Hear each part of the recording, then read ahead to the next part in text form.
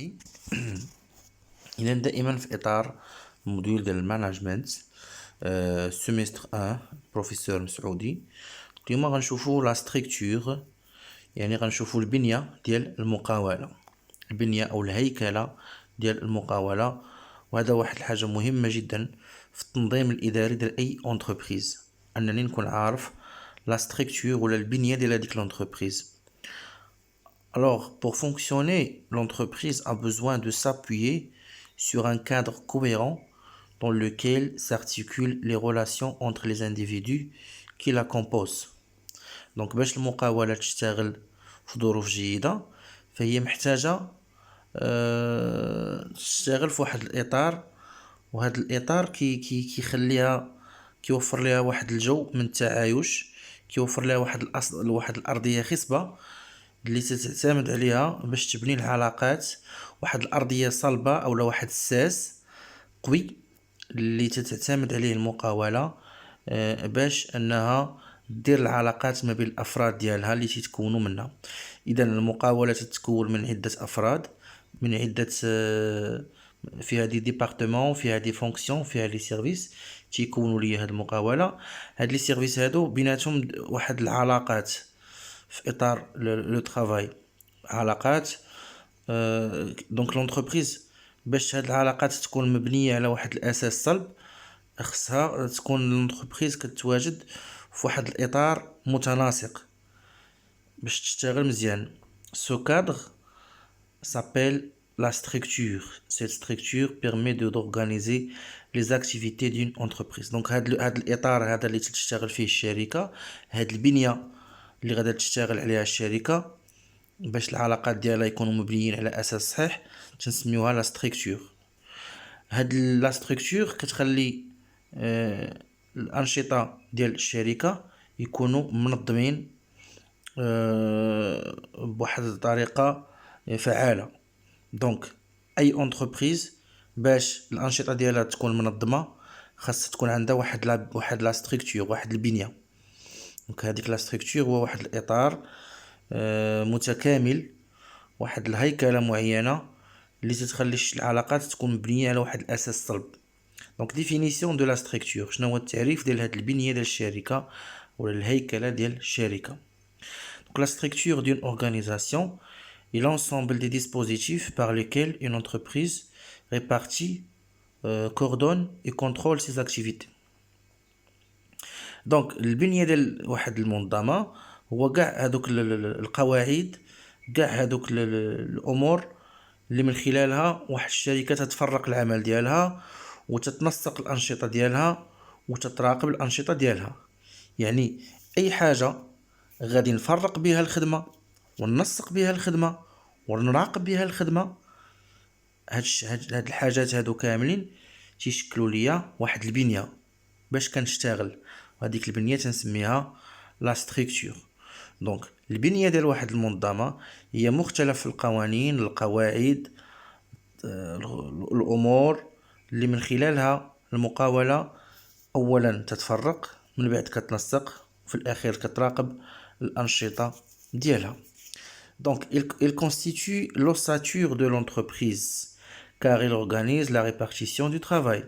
Donc, هاد la structure أو البنية ديال المقاولة ديال المنظمة تتحدد الهيكل، العمود الفقري أو الأساس اللي تتعتمد عليه المقاولة. دونك الأساس علاش واقفة، العمود الفقري باش واقفة المقاولة هو ديك لا ستركتور، حيت هذيك لا ستركتور هي اللي تنظم ليا كيفاش الخدمه تيتم التقسيم ديالها، دي بوفوار اي دي ريسبونسابيليتي ainsi que les liaisons d'informations entre les différents niveaux hiérarchiques.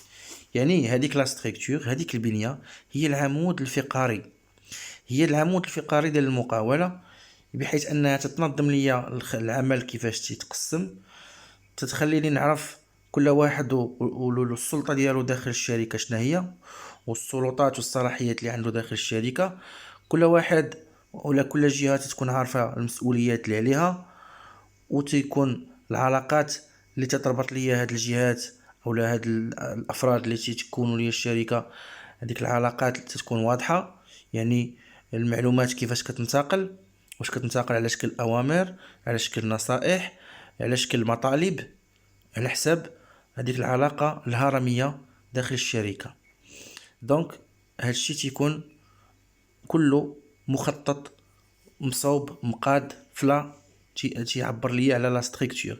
يعني لا ستركتور هي العمود الفقري اللي تعتمد عليه المقاولة، حيث انها تتحدد ليا التقسيم ديال الخدمة كيفاش داير، السلطات والصلاحيات ديال كل سيرفيس، المسؤوليات ديال كل واحد، لانفورماسيون كيفاش تنتقل ما بين هذيك المستويات الهرمية داخل المقاولة.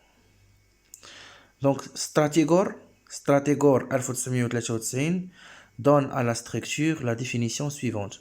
Donc, Stratégor 93 هاد البنية ديال الشركة عطاها التعريف التالي. قال لك سيدي: une structure est l'ensemble des fonctions et des relations déterminant formellement les missions et les fonctions que chaque unité de l'organisation doit accomplir et les modes de collaboration entre ces unités. La structure ولا البنية ديال المقاولة هي جميع الوظائف والعلاقات التي تحدد بشكل رسمي المهام والوظائف ديال كل وحدة من هذيك المنظمة. وهاد لا ستركتور خاصها تحدد ليا كيفاش طريقة الاشتغال غادا تكون ما بين هاد الوحدات. فهاد الوحدات كنهضروا على المصالح، الأقسام، الوظائف، لي سيرفيس، لي ديبارتمون. Donc, alors, je vais voir l'organigramme de l'entreprise. هذا l'organigramme كيعطيني les fonctions، يعني تيعطيني الوظائف داخل الشركة والعلاقات ما بين هاد لي فونكسيون. وهاد العلاقات كتكون واضحة بشكل رسمي، يعني اوفيسيال، يعني كتكون واضحة بواحد الشكل اللي هو اوفيسيال، بواحد الشكل اللي هو فورميل.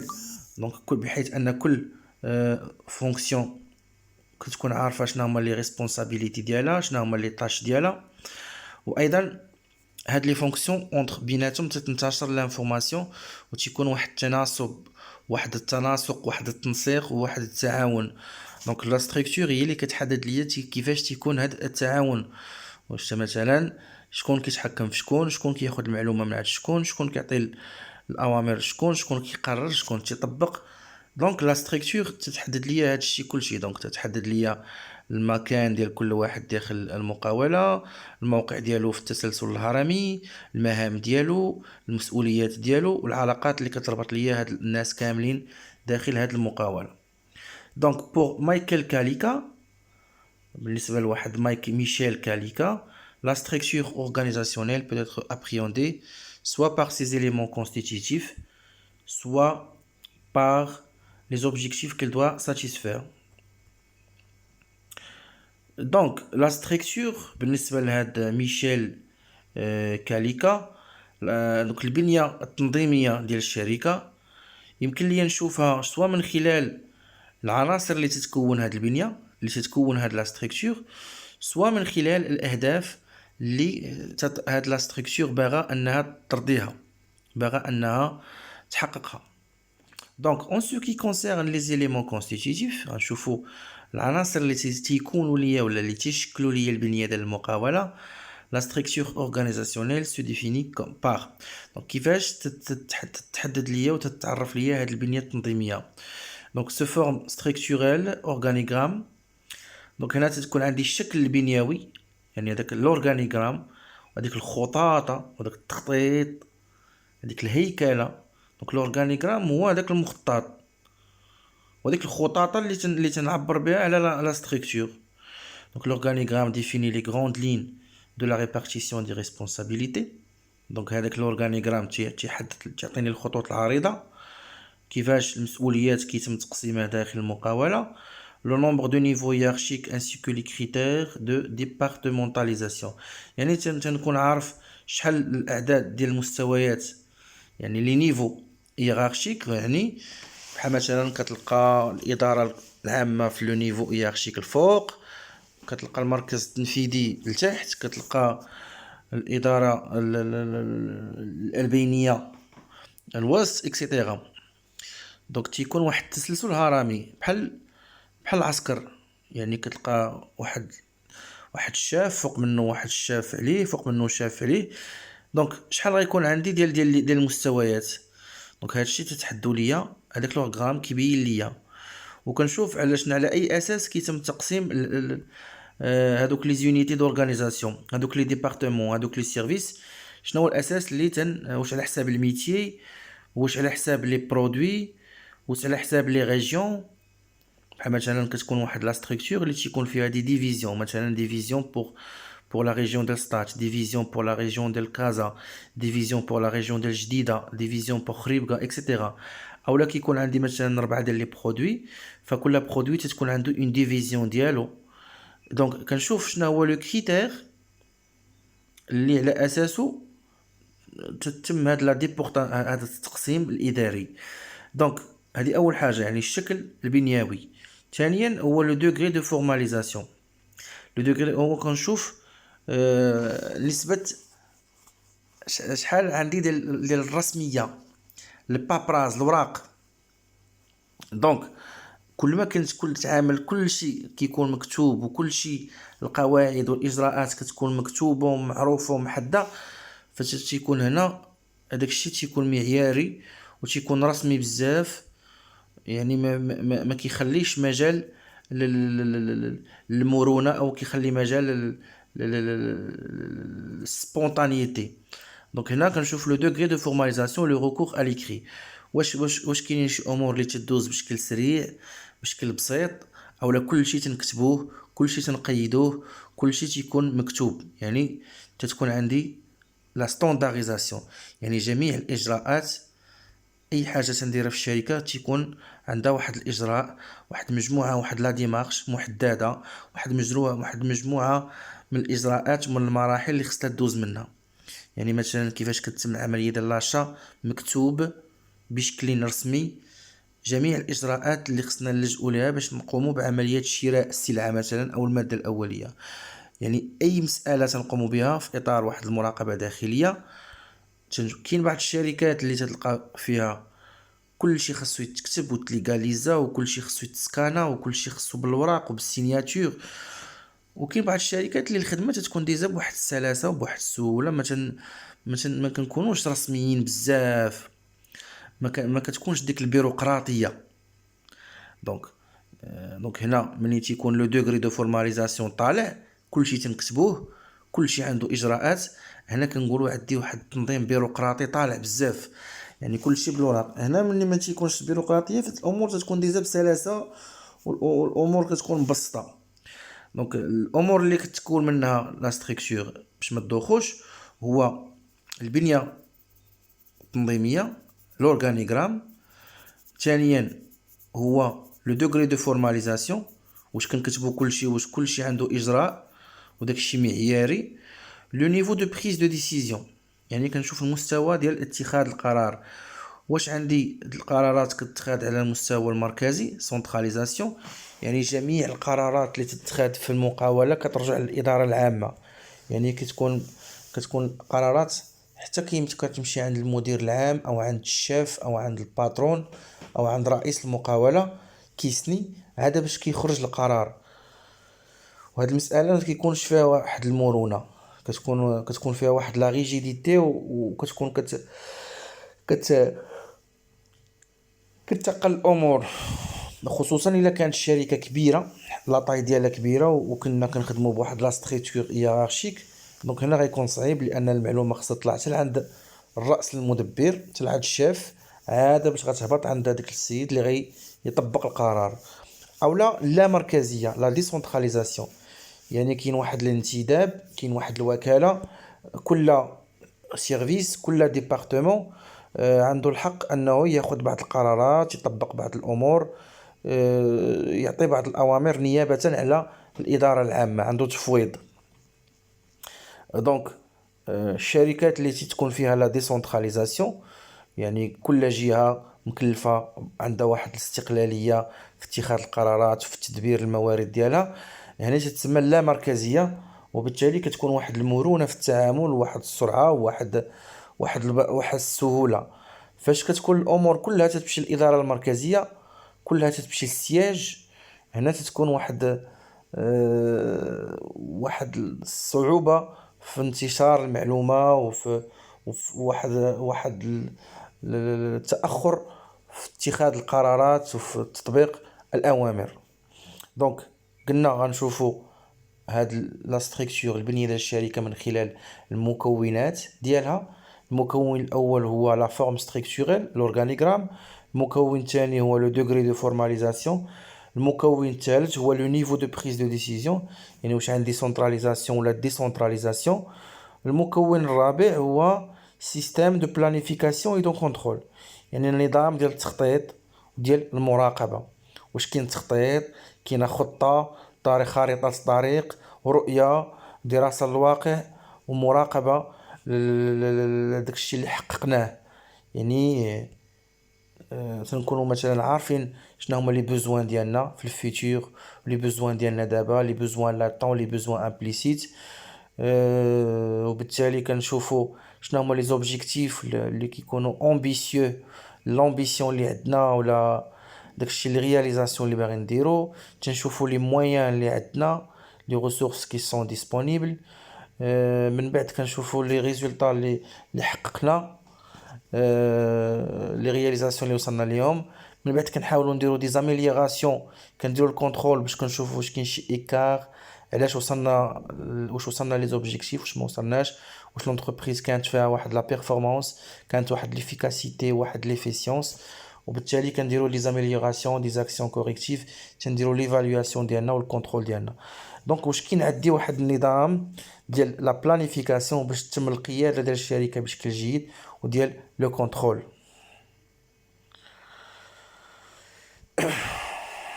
دونك هنا اش قلنا؟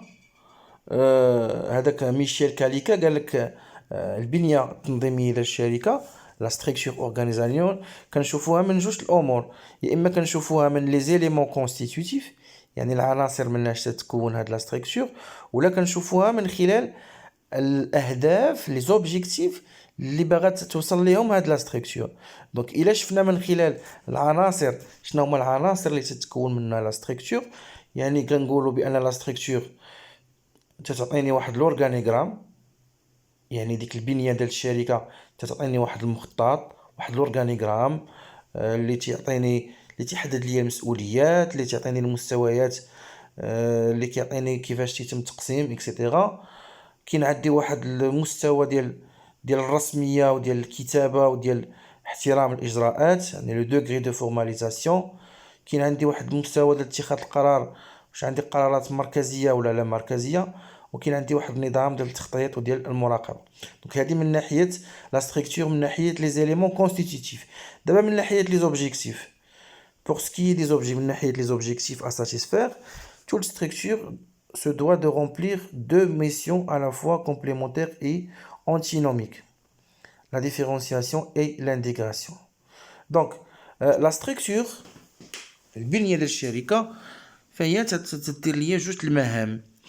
هاد المهام هي في نفس الوقت متكامله، يعني مهمه تتكمل مهمه، يعني تيكملوا بعضياتهم، ولكن اونتونيم اونتينوميك. سا فو دير كوا؟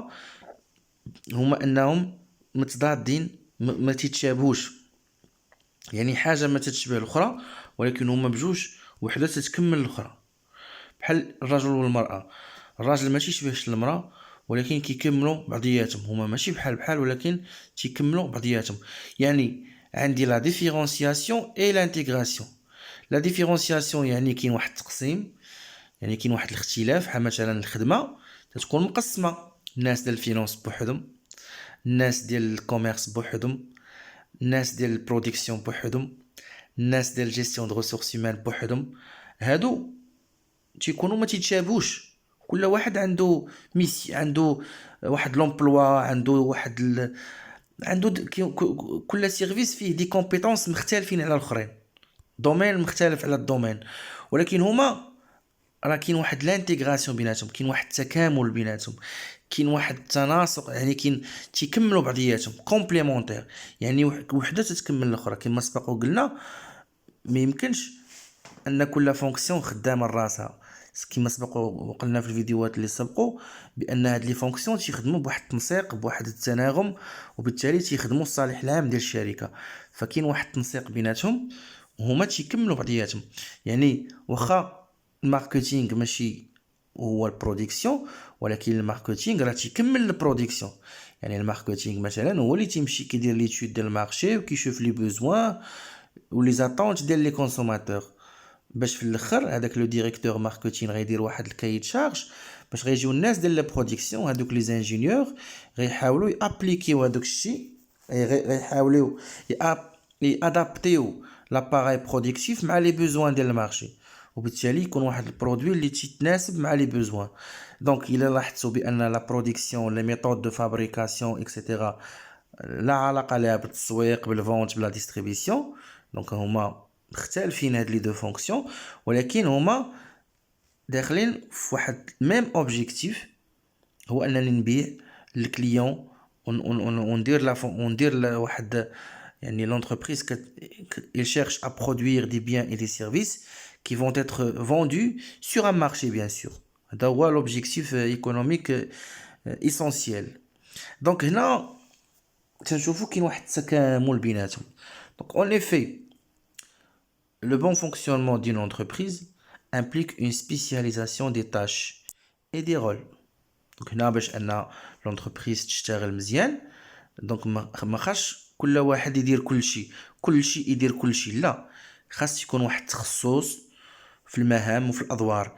يعني كل واحد في الشركه عنده واحد الدور، عنده واحد المهام تيقوم بها. دونك كل سيرفيس عنده واحد الدور وعنده واحد المهام تيقوم بها. دونك لا كرياسيون دو ديبارتمون، دونك هنا تنبدا نخلق اقسام دي ديبارتمون دي سيرفيس اوتونوم، يعني كنبدا نخلق دي سيرفيس اللي هما مستقلين، كل سيرفيس مستقل بذاته تيتسير من طرف واحد المدير، تتم الاداره ديالو بشكل استقلالي على الاخر. donc autant d'éléments conduisant l'entreprise à se différencier, c'est-à-dire à développer des comportements et des pratiques différents au sein de l'entreprise. يعني هنا داخل الشركه تيكونوا عندي دي سيرفيس، هاد لي سيرفيس كيكونوا ما تيتشابهوش، يعني كل سيرفيس تيكون مختلف على لي سيرفيس الاخرين. يعني كل سيرفيس تيخدم كيشتغل بواحد الطريقه مختلفه على لي سيرفيس اخرين. يعني الطريقه كيفاش تيشتغلوا البائعين ماشي هي الطريقه كيفاش تيشتغلوا الناس اللي في الريسورس هيومان، ماشي هي الطريقه اللي كيفاش تيشتغلوا الناس اللي في الكونطابيليتي. دونك كاين اختلاف. il est ainsi trivial de souligner que les hommes, les méthodes de gestion, les horizons temporels, les objectifs sont très différents d'un service de marketing, de publicité et un service de كما قلت لكم.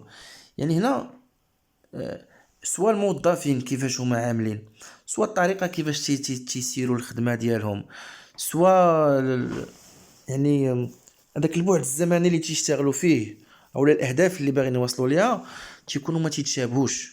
الا خدينا مثلا غير السيرفيس ديال التسويق والاشهار وخدينا السيرفيس ديال المحاسبه، فهادو جوج ديال لي سيرفيس اللي ما تيتشابهوش. يعني ان كونطابل ماشي هو ان فوندور ولا ان télémarketeur ولا ان ميركاتيسيان ولا d'accord. Mais pour que l'entreprise ne devienne pas une constellation de baronnies indépendantes et rivales, يعني l'entreprise ماشي نسمعوا راه فيها بزاف ديال لي سيرفيس والسيرفيس ما تيشبه السيرفيس، غادي نتفاهموا بان لونتربريز راه فيها واحد الفوضى، واحد السحابه من لي سيرفيس اللي حتى واحد ما تيشبه الاخر، وتيخدموا كل واحد خدام الراس وما مسوقش الاخرين، وكل واحد كيدير اللي قال ليه راسو. لا، il est indispensable pour sa survie que la structure organisationnelle remplisse sa fonction d'intégration. يعني قالك ضروري باش ان لونتربريز تعيش وتستمر وتبقى على قيد الحياه، ان هذيك البنيه التنظيميه اللي شفنا لا ستركتور اورغانيزاسيونيل خاصها تلعب واحد الدور، انها تدير واحد لانتيغراسيون، يعني تتخلي هذوك لي سيرفيس ما تيخدموش كل يدير اللي بغا، وبالتالي تيكملوا بعضياتهم. كل سيرفيس تيكمل الاخرين، فكلهم تيدوروا في حول واحد الهدف واحد، وبالتالي تيكونوا تيخدموا مجموعين، وتيكون واحد التعاون ما بين لي سيرفيس، وتيكونوا السيرفيس ما مستقلش على لي سيرفيس الاخر تماما، بل تيكون تابع ليه في شي حوايج. تياخد بعين كل سيرفيس. الماركتينغ تياخد بعين الاعتبار لا برودكسيون تاخد بعين الاعتبار لا فينانس تاخد بعين الاعتبار الريسورس هيومان. دونك تيكون شي مع شي في واحد التناسق وواحد التكامل. Donc par intégration, on entend non seulement la coordination des parties de l'entreprise, mais également l'adhésion des personnes aux objectifs de l'entreprise.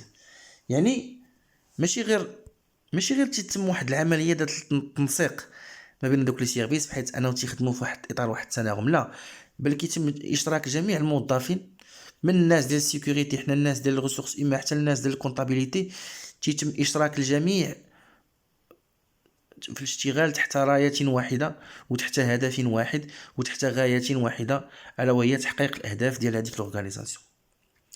دونك لي زوبجيكتيف ديال لونتربريز باينين، انها تتخلق ليا مجموعه ديال لي سيرفيس اللي هما كل واحد والمهنه ديالو والمهمه ديالو والدور ديالو في المقاوله، ولكن تدير واحد لانتيغراسيون بحيث انها تتنسق ليا ما بين هاد لي سيرفيس وكتوحدهم كاملين تحت رايه وحده هي الرؤيه ديال الشركه.